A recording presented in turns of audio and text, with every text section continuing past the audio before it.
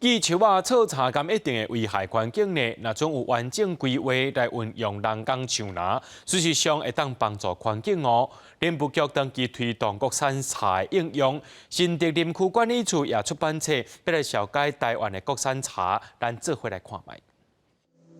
这茶造的商品摆出来，这拢是用国产的木材所做的。林务局推广国产茶，望提升国产茶的使用比率。林务局新竹林区管理处也出册绍介10种国产茶的特色、应用、保存方式等等，提升大众对国产茶的认识。科学数据比较艰深的用词上面比较难懂的这样子的一个数据，能够用科普的方式，让更多的人能够去接受。林务局表示，过去大众认为寄树仔草茶来制作商品是无好的代志，地属国产茶少人使用，但是其实透过规划运用国产茶，颠倒会使帮助环境。我们不应该去砍伐我们的天然林，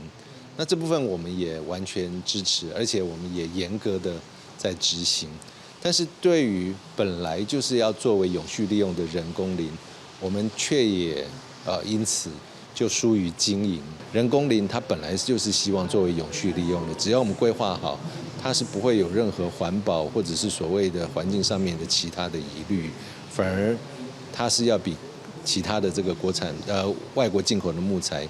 要来的对地球的环境更加的友善。林务局表示，选用国产茶制作商品，会使降低运输过程造成的碳排放，对台湾净零减碳有帮助。过去台湾市面上使用国产茶的商品比率只有0.5%，目前已经超过1%。林务局表示会继续拍拼。记者郭文祥随台北报道。